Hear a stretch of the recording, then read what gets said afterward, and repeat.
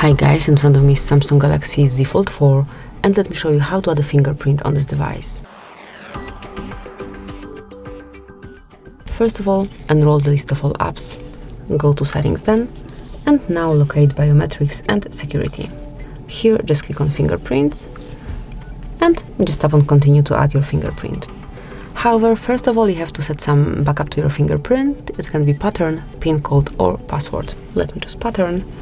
So just draw your pattern, click on next and then re-enter this pattern just to confirm. And now it's time to enter the fingerprint.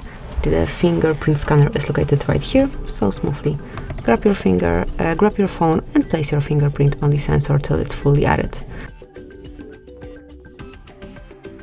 And that's it. As you can see, it has been done. Just click on done, and from now on you can smoothly unlock your device with this fingerprint only.